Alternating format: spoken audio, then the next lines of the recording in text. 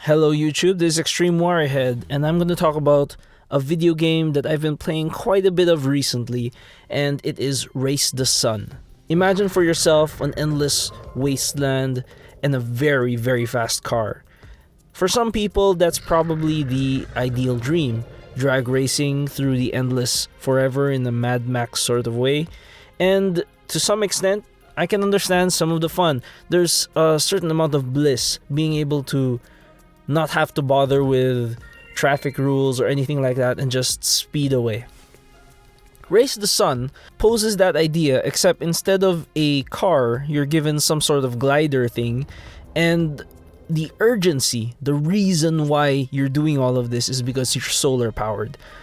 Your glider basically can only function in the sunlight, and every moment it goes without sunlight, it slows down up to the point where the sun is so far away that it sets and you just die. You just straight up just fall apart. You're useless basically.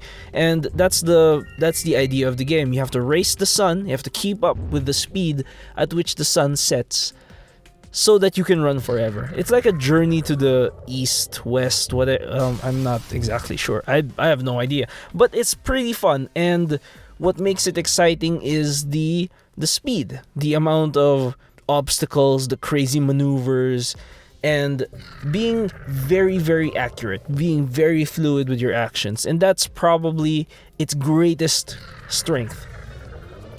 It rewards incredible action, it rewards tight reflexes, and it doesn't punish you too much for losing because you can just press a button and try again, speed up. You level up, you get a little bit stronger. It doesn't go very far, obviously, but they give you challenges such as go through 3 entire areas going only to the right, just jumping all the way up to the clouds and touching the clouds.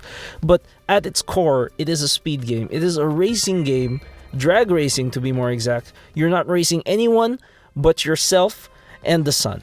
And there's a certain amount of zen aspect to it.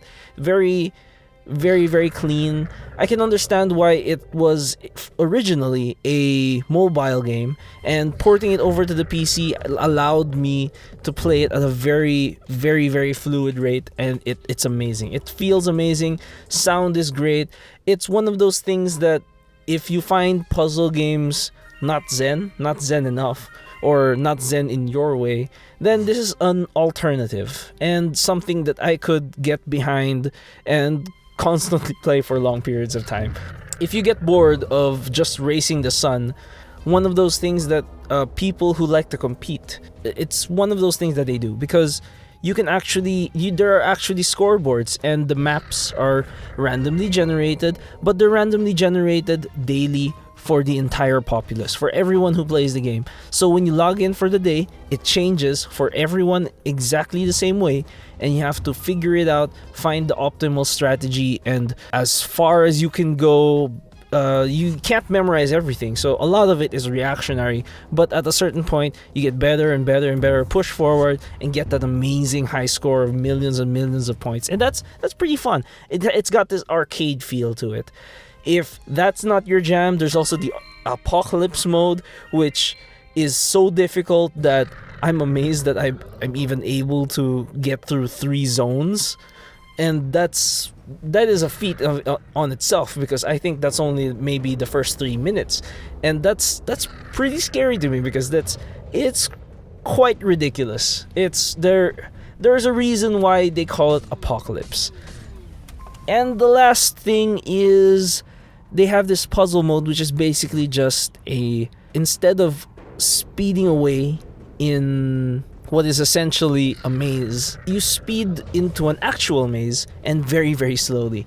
It's less about the speed, less about the thrill of the hunt, and more about planning and execution and trying to whiz your way through a maze without ever turning back, because you're not allowed to turn back. You're a freaking glider, so I'm not sure what that means, but it's got those interesting qualities, and I really love it for that. There's also that last mode which you have to pay for and whatever, but as it stands, Race the Sun is a great tiny title. There's a lot of places to grab it. You can even grab it on your phone if you like it. And I highly recommend it, especially if you want something on your phone on the go and you just want something light, something quick.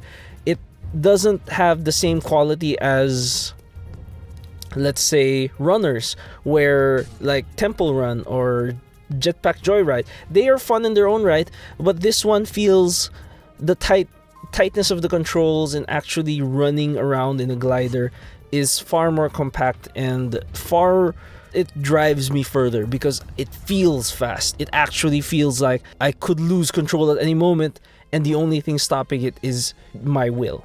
And that's fun. So, this is Extreme Wirehead, and I hope that you give it a try.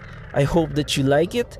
And if not, give me some suggestions of some other games that you like to play on the go. I'll see you on the next one.